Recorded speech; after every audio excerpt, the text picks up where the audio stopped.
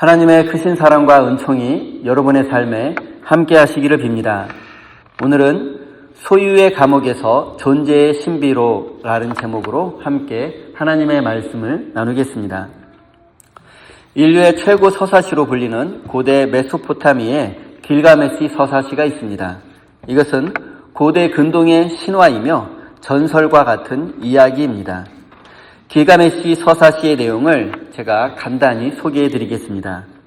우르크의 왕 길가메시는 무소불위의 권력을 가졌고 세상의 모든 보물을 소유했으며 육체의 반은 신이고 나머지 육체의 반은 인간이었습니다.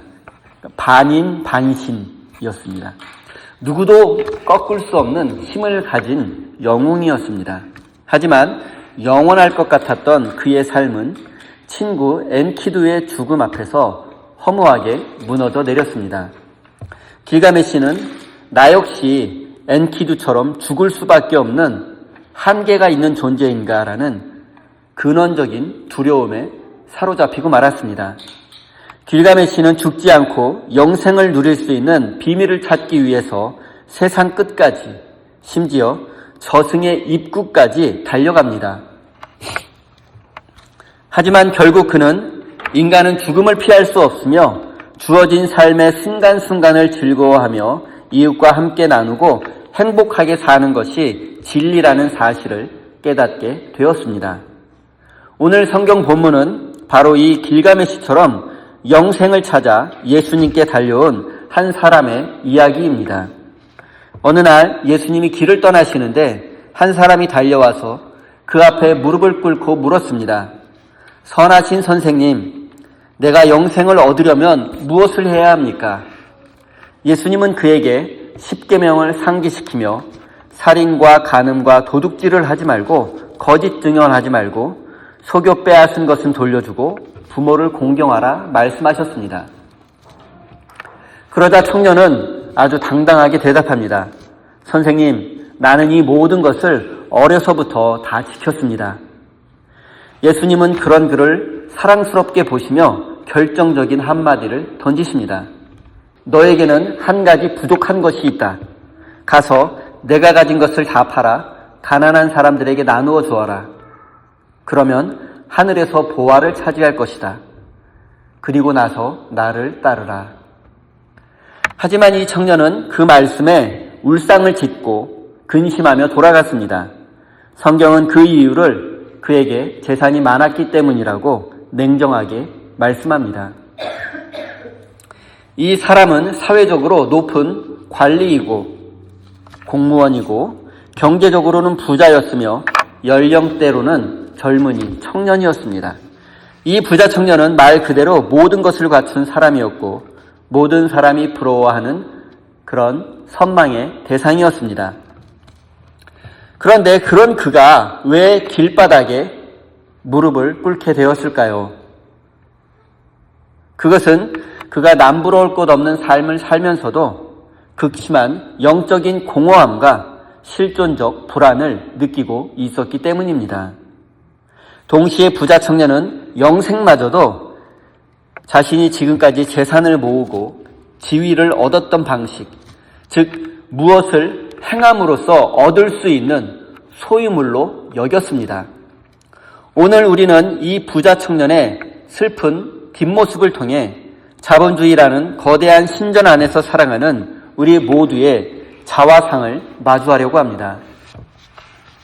프랑스의 정신분석학자 자크 라깡은 인간의 욕망은 타인의 욕망을 욕망하는 것이라고 정의했습니다. 말이 좀 어렵죠? 굉장히 유명한 말인데 제가 좀 쉽게 풀어서 설명해 드리겠습니다. 타인의 욕망을 욕망하는 것, 이것이 인간의 욕망이라는 말은 우리가 진짜 원하는 것이 무엇인지 스스로에게 묻기보다 우리 주변과 사회가 이것이 좋은 것이다라고 정해놓은 기준을 나도 좋아하는 것처럼 착각하며 살고 있다는 뜻입니다. 예를 들어 보겠습니다.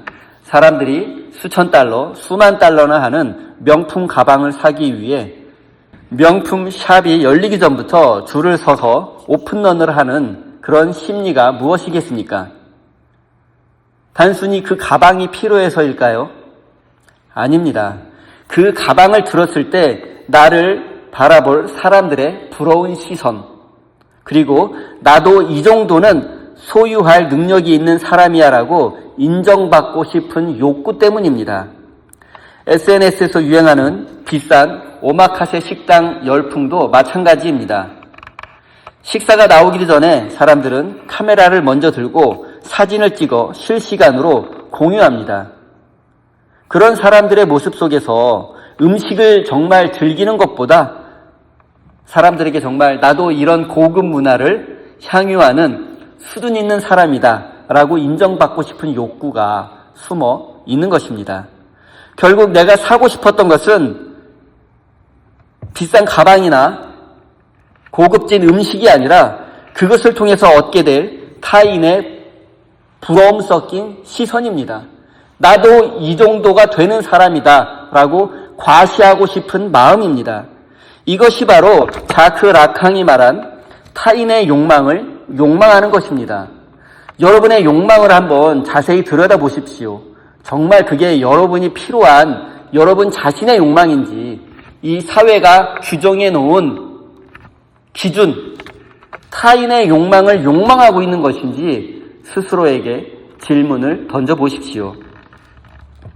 우리는 사회가 성공이라고 정해놓은 거대한 기준, 즉 보이지 않는 사람들의 시선과 그런 사람들의 기대에 나를 끼워 맞추기 위해서 필사적으로 노력하며 살고 있습니다. 오늘 본문의 부자 청년도 바로 이 보이지 않는 사회적 시선 속에 갇힌 사람이었습니다. 그는 어려서부터 율법을 배우고 또 충실히 지키며 모범적인 삶을 살았습니다. 그것이 사회가 인정하는 의로움이었기 때문입니다. 하지만 그의 내면을 깊이 들여다보십시오. 그가 왜 십계명을 그토록 철저히 지켰을까요? 그것은 하나님을 향한 순수한 사랑이라기보다 종교적 성취를 통해 완벽한 존재가 되려는 욕망이었을 가능성이 큽니다. 그는 영생과 구원조차 자신이 율법을 잘 지킨 대가로 얻어낼 수 있는 성취물, 소유물 정도로 여겼습니다. 사랑하는 성도 여러분, 이 청년의 모습이 바로 오늘날 우리 현대인들의 자화상입니다. 우리는 잠시라도 멈추면 뒤처질 것 같고, 성취가 없으면, 돈과 성공이 없거나 부족하면 내 존재 자체가 지워질 것 같은 심리적 공포 속에서 살고 있습니다. 현대 사회는 우리에게 끊임없이 결과를 통해서 우리 자신을 증명하라고 요구합니다. 이 과정에서 우리는 숨이 턱끝까지 차오르는 번아웃을 경험하게 됩니다. 성취가 곧 나의 존재 증명이 되어버린 이 시대에 성취하지 못한 인간은 마치 폐기 처분되어야 할 불량품처럼 취급받습니다. 이러한 공포는 우리의 영혼을 잠식하며 나는 진정 누구인가라는 질문을 집어삼키게 만듭니다. 더 안타까운 것은 우리 그리스도인들 역시 이 성취의 압박에서 자유롭지 못하다는 현실입니다. 우리는 세상에서 남부럽지 않은 성공을 거두어 하나님께 영광을 돌려야 한다는 압박을 받고 있고, 교회 안에서는 훌륭한 신앙인이라는 성취를 이루어야 한다는 부담을 느끼고 있습니다. 혹시 내가 기도가 부족한 것은 아닌지, 봉사가 부족한 것은 아닌지 끊임없이 자신을 검열합니다. 결국 신앙마저도 또 하나의 자기 개발이나 성과 지표가 되어버린 것입니다. 하나님의 은혜를 전적으로 믿는다고 하면서도 실제 삶에서는 내 공로와 성취를 통해 하나님의 사랑을 획득하려고 애쓰는 모순 속에서 살고 있습니다. 이것이 바로 부자 청년의 현실이었고 오늘 우리의 자화상일지도 모릅니다. 여기서 우리는 시대정신이라는 말을 한번 생각해 볼 필요가 있습니다. 시대정신이란 한 시대를 지배하는 보편적인 가치관을 말합니다. 오늘날 우리 시대의 시대 정신을 가장 잘 보여주는 그리스 신화가 있습니다. 끝없는 욕망에 관한 이야기입니다. 바로 에리스크톤에 관한 이야기입니다. 에리스크톤 이렇게 발음하는데, 에리스크톤은 데메테르 여신이 다스리는 땅의 한 부분을 다스리는 왕이었습니다. 그런데 어느 날 데메테르 여신이 아끼는 신성한 숲에서 거대한 참나무를 베어버렸고, 그에 대한 벌로 무한한 배고픔이라는 벌을 받게 되었습니다. 에리스크톤은 아무리 맛있는 음식을 먹어도, 또 아무리 많은 양의 음식을 먹어도 항상 배가 고팠습니다. 먹으면 먹을수록 그의 배고픔은 더 강렬해졌습니다. 그는 결국 먹는 데에 모든 재산을 탕진하고 말았고, 심지어 딸을 노예로 팔아 번 돈으로 음식을 사 먹었습니다. 하지만 그의 허기는 사라지지 않았습니다. 결국 더 이상 팔 것이 없게 되자 자신의 팔과 다리의 살점을 뜯어 먹으며 결국 파멸하고 말았습니다. 사랑하는 성도 여러분, 우리는 혹시 우리 영혼의 진정한 목소리가 아니라 세상이 정해놓은 성공의 기준을 나의 욕망으로 착각하며 스스로 소진되고 있지는 않습니까? 율법의 조항을 다 지켰다고 자신하며 만족해했던 부자 청년처럼 우리에게도 은혜가 아닌 성과로 구원을 사려 했던 어리석음이 있지 않습니까?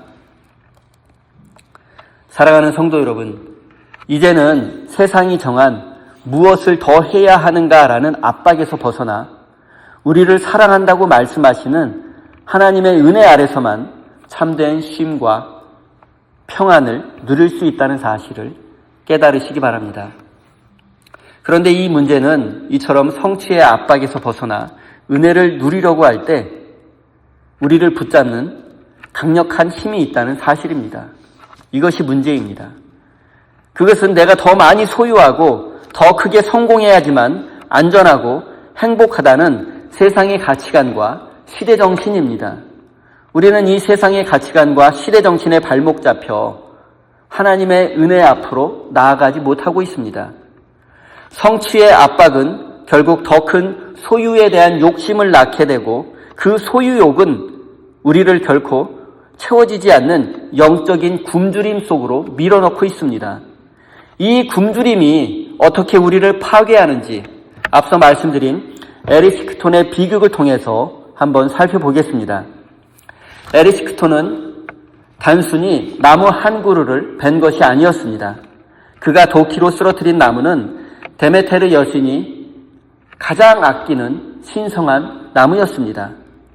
그가 나무를 베려할 때 요정들이 나타나 이 나무를 베어서는 절대로 안 된다고 경고했지만, 에리스크톤은 이 나무에 요정이 살고 있다 할지라도 내 앞길을 가로막으면 모두 베어버리겠다며 도끼로 그 신성한 나무를 잘라버리고 말았습니다.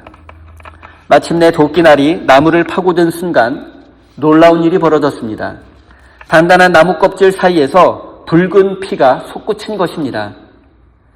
나무 안에 깃들어 있던 요정이 치명상을 입고 비명을 지르며 피를 흘린 것이었습니다. 요정은 죽어가면서 나의 고통이 곧 너의 파멸이 될 것이라고 에리스크톤을 저주했습니다. 이 이야기는 매우 의미심장한 상징을 가지고 있습니다. 부자 청년에게 자신의 재산을 파는 행위는 단순히 통장의 숫자를 지우는 일이 아니었습니다. 에리스크톤이 신성한 나무를 베었을 때 그 나무에서 피가 흘러나왔던 것처럼 부자 청년에게 재산은 자신의 생명이 깃든 신성한 나무와도 같았습니다. 예수님이 재산을 팔아 나누어 주라고 하셨을 때 부자 청년은 자신의 살점을 떼어내고 혈관을 끊는 것과 같은 죽음의 고통을 느꼈을 것입니다. 왜냐하면 그 부자 청년이 재산을 소유한 것이 아니라 재산이 곧 자기 자신이었기 때문이었습니다. 에리스크톤이 결국 배고픔을 이기지 못해 자신의 살점을 뜯어 먹었듯이 부자 청년 역시 자신이 쌓아 올린 재산이라는 돈과 성공이라는 우상에 의해 그의 영혼이 야금야금 먹히고 있었던 것입니다. 러시아의 문학가 톨스토이는 그의 단편 사람에겐 얼마만큼의 땅이 필요한가에서 이러한 인간의 비극적인 광기를 적나라하게 보여주었습니다. 주인공 바훔은 평생 땅에 대한 갈증을 느끼던 농부였습니다. 그런데 어느 날 그는 낯선 사람에게 솔깃한 제안을 하나 받게 되었습니다. 그것은 단돈 1,000루블만 내면 해가 뜰 때부터 해가 질 때까지 그가 밟고 돌아온 모든 땅을 주겠다는 제안이었습니다. 단 한 가지 조건은 해가 지기 전에 반드시 출발점으로 돌아와야 한다는 것이었습니다. 바훔은 다음날 아침 일찍 길을 나섰습니다. 처음에는 힘차게 걸었습니다. 하지만 조금 더 가면 더 비옥한 땅이 보였고 조금 더 가면 더 아름다운 숲이 보였습니다. 그는 조금만 더를 외치며 욕심껏 더 넓은 땅을 밟았습니다. 그리고 마침내 해가 기울기 시작하자 그는 공포에 질려 출발점을 향해 미친 듯이 달리기 시작했습니다. 신발을 벗어 던졌고 혀는 입 밖으로 나오고 심장은 터질 듯이 요동쳤습니다. 해가 지평선으로 사라지기 직전 바훔은 겨우 피를 토하며 출발점에 도착하게 되었습니다. 하지만 그는 곧 피를 토하며 심장이 터져 죽고 말았습니다. 결국 그에게 필요했던 땅은 그가 묻힐 단 2m의 땅에 불과했습니다. 이 욕망의 저주는 부자나 가난한 사람, 성공한 사람이나 실패한 사람을 가리지 않습니다. 수십억, 수백억, 수천억의 자산가들은 더 큰 부자가 되기 위해 건강과 가족을 돌보지 않고 중산층들은 남들에게 뒤처지지 않으려고 빛을 내어 소비의 굴레에 뛰어듭니다. 가난한 이들은 돈만 있으면 모든 게 해결될 것이라는 헛된 믿음 속에 투자와 투기에 올인하거나 사기꾼에게 당하고 맙니다. 이미 성공한 사람은 그 자리를 지키기 위해서 괴물이 되어버리고 실패한 사람은 자신을 자책하며 우울과 절망에 빠지고 맙니다. 이 모든 것의 공통점은 무엇입니까? 바로 나라는 존재를 내가 가진 것이나 내가 이룬 것으로 나의 소유물로 증명하려 하는 것입니다. 이것이 오늘을 사는 우리 모두의 현실입니다. 더 가슴 아픈 것은 오늘날 교회와 성도들이 이 에리스크톤의 저주와 바움의 욕망에 깊이 빠져 있다는 사실입니다. 우리는 언론 보도를 통해서 들려오는 교회와 성도들의 부끄러운 소식들에 어느새 익숙해져 버렸습니다. 교회의 재산을 놓고 벌이는 법정 다툼, 담임 목사직을 아들에게 세습하려 싸우는 이들, 이루 다 열거하기도 부끄러울 만큼 오늘날 교회는 부패해 있습니다. 그래서 교회는 더 이상 세상으로부터 존경과 신뢰를 받지 못하게 되었습니다. 우리는 교회 안에서조차 영적 에리스크톤과 영적 바움으로 살고 있습니다. 교회의 성공을 오직 교인의 숫자와 예배당의 크기로 측정하며 큰 교회, 작은 교회로 교회를 구분하며 성도가 받는 복도 돈과 성공으로 평가됩니다. 성도들 간의 대화를 유심히 살펴보면 대부분 세속적인 것들 뿐입니다. 이것은 교회가 하나님의 성전이 아니라 세속적인 사교 집단으로 변질해 가고 있다는 증거입니다. 오늘날 그리스도인들은 세상 사람들에게 저 집안은 예수 믿고 복받은 집안이라는 소리를 듣기 원합니다. 저 집은 예수 잘 믿어서 사업도 잘 되고 좋은 직장에 다니고 자녀들도 명문대학에 다닌다는 그런 소리를 듣고 싶어 합니다. 이런 것들이 예수 믿고 받는 축복이라고 생각하기 때문입니다. 신앙의 본질인 십자가와 희생보다는 신앙을 통해서 얻어낸 축복받은 이미지를 사람들에게 과시하고 자랑하고 싶어 합니다. 믿는 사람이 저 정도는 성공해야지라는 세상의 부러움을 사는 것이 곧 하나님의 영광을 나타내는 것이라고 착각합니다. 사랑하는 성도 여러분, 과연 누가 이 시대의 에리스크톤입니까? 이 시대의 바음은 과연 누구이겠습니까? 영생을 갈망하면서도 재산을 포기하지 못해 울상을 짓고 떠나간 그 부자 청년은 과연 누구입니까? 우리 자신이 아니겠습니까? 바로 나 자신이 아닙니까? 하나님 한 분만으로 충분합니다라고 고백하면서도 실제로는 돈과 성공이 내 인생의 안전을 지켜줄 것이라고 믿고 안심하는 그 위선자가 바로 우리가 아닙니까? 그래서 지금 우리는 회개해야 합니다. 회개는 단순히 잘못을 뉘우치거나 후회하는 감정이 아니라 삶의 주인을 바꾸는 일입니다. 에리스크톤의 허기에서 벗어나는 유일한 길은 더 많이 먹고 더 많이 소유하는 것이 아니라 이미 주신 은혜만으로 충분하다는 감사의 마음입니다. 부자 청년에게 주신 예수님의 처방은 그를 거지로 만들려는 가혹한 명령이 아니라 그를 살리려는 사랑의 손길이었습니다. 가진 것을 모두 팔아서 가난한 자들에게 주라는 말씀은 그의 삶을 억누르는 물질이라는 돈과 성공이라는 쇠사슬을 끊고 비로소 자유인이 되게 하시려는 축복의 말씀이었습니다. 사랑하는 성도 여러분, 이제 우리도 하나님의 도우심을 간절히 요청해야 합니다. 주님, 우리의 힘으로는 이 욕망과 욕심을 끊을 수 없습니다. 우리 안에 있는 에리스크톤의 허기와 바움의 욕망을 제거해 주십시오. 사랑하는 성도 여러분, 새로운 삶을 향해 결단하십시오. 이제 얼마나 가졌는가를 묻는 세상의 시선을 거두고 누구와 함께 나누는가를 묻는 주님의 음성에 귀를 기울이십시오. 일용할 양식에 감사하며 가진 것을 이웃의 눈물을 닦아주는데 사용하십시오. 이것이 바로 울상을 지으며 예수님을 떠나갔던 청년이 다시 주님 품으로 돌아오는 유일한 길입니다. 소유의 감옥문을 부수고 존재의 신비 속으로 걸어 들어가는 우리 샘교회 모든 성도들이 되시기를 바랍니다. 사랑하는 성도 여러분, 우리가 이토록 분명한 생명의 길을 앞에 두고 왜 부자 청년처럼 결정적인 순간에 머뭇거리게 되는 것입니까?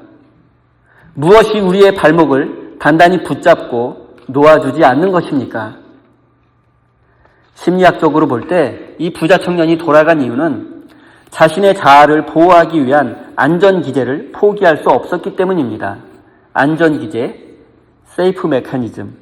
안전기제란 쉽게 말해서 거친 바다에서 내 몸을 띄워주는 구명조끼 같은 것이고 적의 공격을 막아주는 단단한 성벽 같은 것입니다. 우리는 이것을 안전기제라고 부릅니다. 심리학에서는 이것을 안전기제, 세이프 메커니즘이라고 부릅니다. 우리는 세상을 살면서 누구나 이런 안전기제를 더 많이 소유하려고 합니다. 심리적 방벽을 쌓아갑니다. 이 부자 청년에게 재산은 단순한 물건이 아니었습니다. 그것은 나는 괜찮은 사람이야, 나는 무시당하지 않아, 나는 성공한 사람이야 라고 스스로를 안심시켜주는 구명조끼였고 사회적 비바람으로부터 자신을 보호해줄 견고한 성벽이었습니다. 부자 청년에게 돈과 성공은 바로 안전기제였던 것입니다. 부자 청년에게 재산을 포기하라는 것은 자신의 생명줄인 구명조끼를 벗고 자신을 지켜주던 성벽을 스스로 허무는 일이었습니다. 예수님이 그 성벽을 허물라고 하셨을 때 그는 자신이 아무것도 아닌 존재로 추락할 것만 같은 두려움을 느꼈던 것입니다. 자기 삶의 안전기제가 사라지게 되면 자신이 곧 죽게 될 것만 같은 극심한 공포를 느꼈던 것입니다. 이 현상을 날카롭게 해부한 철학자가 바로 쉐렌 키에르케고르입니다. 그는 죽음에 이르는 병이라는 책에서 인간이 겪는 가장 치명적인 질병은 육체의 죽음이 아니라 바로 절망이라고 말했습니다. 그가 정의하는 절망은 단순한 슬픔이나 희망 없음이 아닙니다. 그것은 하나님께서 만드신 참된 자기 자신으로 존재하지 못하는 상태를 의미합니다. 하나님이 우리를 창조하셨는데 하나님이 창조하신 그 순수한 상태로 존재하지 못하고 세상의 안전 기제에 기대는 어리석은 모습, 그것이 죽음을 향하는 길이고 그 인간의 끝은 절망이고 그게 죽음에 이르는 병이라고 키에르케고르는 말했습니다. 키에르케고르는 인간의 자아를 독특하게 설명합니다. 그는 자아를 자기 자신과 관계하는 관계라고 말했습니다. 이 역시 말이 매우 어렵죠. 그래서 제가 최대한 쉽게 설명해 드리겠습니다. 우리는 살아가면서 늘 누군가와 혹은 무엇인가와 관계를 맺으며 살아갑니다. 어떤 사람은 돈과 관계 맺은 자아로 살아갑니다. 돈이 많으면 가치 있고 또 돈이 없거나 적으면 자신의 존재가 사라지는 것처럼 느낍니다. 또 어떤 사람은 자녀의 성취와 관계 맺는 자아로 살아갑니다. 자녀가 성공하면 나도 성공한 것처럼 느끼고 자녀가 실패하면 내 인생도 끝장난 것이라고 생각합니다. 이렇게 우리가 하나님이 아닌 세상의 것들에 우리의 자신을 꽁꽁 묶어둘 때 우리는 결코 진정한 나로 살아갈 수 없습니다. 키에르케고르는 인간이란 존재가 오직 나를 만드신 하나님의 거울 앞에 홀로 설 때, 하나님 앞에 단독자로 설 때에만, 즉 하나님과 올바른 관계를 맺을 때에만 비로소 참된 자신을 발견할 수 있다고 말합니다. 자기 자신과 관계하는 관계라는 말 조금 이해가 가십니까? 오늘 본문의 부자 청년은 바로 이 관계가 뒤틀린 절망이라는 병에 걸려 있었습니다. 그는 재산과 관계 맺는 자아였습니다. 예수님께서 재산을 팔라고 말씀하셨을 때 그가 느낀 공포는 단순히 지갑이 얇아지는 공포가 아니었습니다. 그것은 돈이 없는 자신을 상상조차 할 수 없었기에 겪는 존재의 붕괴였습니다. 돈이 없으면 나도 존재할 수 없다는 그런 두려움이었습니다. 돈이 곧 자신이었기에 돈을 포기하는 것은 곧 자기 자신을 죽이는 것처럼 느꼈던 것입니다. 이것이 바로 키에르케고르가 말한 자신이기를 원치 않는 절망, 즉 하나님이 만드신 고귀한 내 존재보다 세상의 소유물을 더 나 자신이라고 믿어버린 결과입니다. 저 역시 이 진실 앞에서 고백하지 않을 수 없습니다. 한 사람의 목회자로서 저는 과연 이 절망에서 자유로웠을까요? 한참을 생각해 보았습니다. 저 역시 이 시대의 부자 청년이었습니다.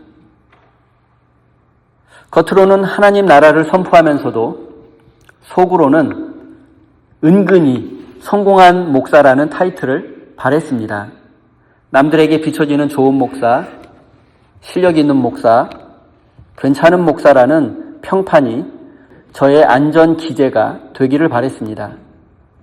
돈과 성공이 부족하거나 없었을 때에는 저도 역시 두려웠습니다. 그리고 요즘은 은퇴 후의 삶이 초라해질까봐 인간적인 두려움을 느끼기도 했습니다. 이렇게 연약한 사람이 바로 저였습니다. 제 존재를 하나님이라는 반석이 아니라 세상의 성취와 소유라는 모래성 위에 세우려고 했던 저의 위선을 깨닫게 되었습니다. 여러분은 어떻습니까? 자본주의라는 거대한 바다 한가운데에서 여러분 역시 매 순간 하나님과 세상 사이에서 양다리를 걸치며 고민하고 갈등하고 계시지는 않습니까? 하나님을 사랑한다고 고백하면서도 정작 내 인생을 지켜주는 것은 돈과 성공, 보험과 연금, 뭐니 해도 아들이라고 딸이라고 생각하지는 않습니까? 이것이 바로 키에르케고르가 말한 죽음에 이르는 병의 가장 무서운 증상입니다. 어쩌면 우리 모두는 이 죽음에 이르는 병에 걸려 있는지도 모르겠습니다. 사랑하는 성도 여러분, 예수님이 오늘 우리에게 오셔서 버리라고 요구하시는 것은 우리를 가난하게 만들고 우리를 초라하게 만들려는 것이 아닙니다. 우리를 짓누르고 있던 가짜 자아, 즉 소유해야만 가치 있다는 절망의 껍데기를 벗기시려는 것입니다. 우리가 믿음으로 살지 못하는 이유는 거짓된 자아의 껍질을 벗으려는 그런 용기가 없기 때문입니다. 거짓된 자아의 껍질을 벗는 순간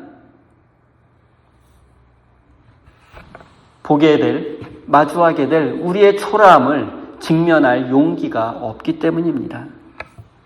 그러나 그 초라함을 뚫고 나아가 하나님 앞에 벌거선 모습으로 설 때, 하나님 앞에 단독자로 서게 될 때, 있는 모습 그대로 하나님 앞에 서게 될 때, 비로소 우리는 죽음에 이르는 병을 극복할 수 있을 것입니다. 그래야 우리에게 참된 생명이 시작될 수 있습니다. 사랑하는 성도 여러분, 유한한 것을 무한한 것으로 착각하고 가짜 안전 기제 속에 숨어서 하나님의 얼굴을 피했던 어리석음을 회개하십시오. 그리고 결단하십시오. 세상이 약속하는 거짓된 평안을 거절하고 주님이 주시는 불편하지만 영광스러운 자유를 선택하십시오. 소유를 통해, 돈과 성공을 통해 나를 증명하려는 어리석은 행위를 멈추고 하나님의 자녀라는 사실 하나만으로, 하나님의 자녀라는 존재 그 자체로 평화와 안식을 누리시기 바랍니다. 오늘 우리는 부자 청년의 슬픈 뒷모습을 통해 우리 시대와 우리 자신의 영혼을 비추어 보았습니다. 우리는 먼저 타인의 시선에 나를 맞추느라 정작 자기 존재의 목소리를 잃어버린 우리 시대의 성취 압박을 다루었습니다. 능력주의라는 공포는 우리를 쉴 새 없이 지금도 채찍질하고 있습니다. 두 번째로 신성한 나무를 베어버리고 결국 자기 몸을 뜯어먹은 에리시크톤의 저주가 오늘 무한 소유에 집착하는 자본주의의 민낯임을 확인했습니다. 마지막으로 우리가 생명줄처럼 쌓아 올린 가짜 안전 기제들이 사실은 우리를 하나님께로 가지 못하게 가로막는 죽음에 이르는 병, 곧 절망의 근거였음을 깨닫게 되었습니다. 사랑하는 성도 여러분, 이제 우리는 선택해야 합니다. 에리시크톤처럼 끊임없는 허기 속에서 자신을 갉아먹는 파멸의 길을 갈 것인가, 아니면 소유의 감옥문을 부수고 존재의 신비로 나아갈 것인가. 나중에 형편이 좋아지면 이런 변명은 통하지 않습니다. 주님이 바로 지금 우리가 가장 소중히 여기는 것을 내려놓고 주님을 따르라고 부르고 계십니다. 성경은 참 냉정합니다. 마가복음 기자는 이 사건의 결말을 이렇게 보도합니다. 그러나 그는 이 말씀 때문에 울상을 짓고 근심하며 떠나갔다. 그에게는 재산이 많았기 때문이다. 사랑하는 성도 여러분, 세상이 아무리 돈과 성공을 숭배하고 우상화할지라도 우리는 예수님의 그 말씀 때문에 근심하며 떠나가는 제자가 되어서는 안 됩니다. 오히려 우리는 그 말씀 때문에 우리의 삶을 고쳐 세우는 자가 되어야 합니다. 우리가 거룩한 믿음의 사람이 되어야 하는 이유는 분명합니다. 그래야만 이 탐욕의 세상 속에서 누군가의 진짜 희망이 되어줄 수 있기 때문입니다. 내가 먼저 소유의 감옥에서 해방될 때 비로소 절망하는 이웃을 참된 존재의 기쁨으로 인도할 수 있기 때문입니다. 사랑하는 우리 세임교회 성도 여러분, 이제 에리시크톤의 도끼를 내려놓으십시오.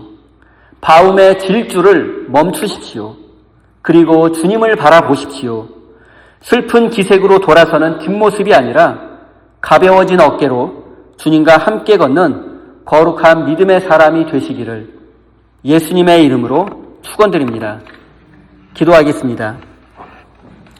사랑의 하나님, 오늘 우리는 예수님 앞에 무릎을 꿇었지만 결국 그 말씀 때문에 슬픈 기색으로 돌아간 부자 청년의 모습 속에서 우리 자신의 일그러진 모습을 보았습니다. 하나님, 우리는 길가메시처럼 영생을 갈망하며 달리지만 정작 그 생명을 주시는 주님보다 주님이 주실 전리품에만 마음을 빼앗겼습니다. 우리는 에리시크톤처럼 아무리 소유해도 채워지지 않는 무한한 허기 속에서 살고 있습니다. 도끼를 휘둘러 신성한 나무를 베어내듯 우리의 이익을 위해 타인의 눈물을 외면하고 생명의 가치를 훼손했음을 고백합니다. 나무에서 흘러나오는 피를 보면서도 탐욕을 멈추지 못했던 에리시크톤처럼 우리도 돈과 성공을 위해서 영혼의 비명을 외면했습니다. 타인의 부러운 시선을 받기 위해 명품과 화려한 소비로 겉모습을 치장하는 사이 우리의 속사람은 키에르케고르가 말한 죽음에 이르는 병인 절망으로 시들어가고 있었습니다. 가진 것을 모두 팔고 나를 따르라는 주님의 말씀 앞에 우리는 얼마나 많은 가짜 구명조끼를 붙들고 있었는지 모릅니다.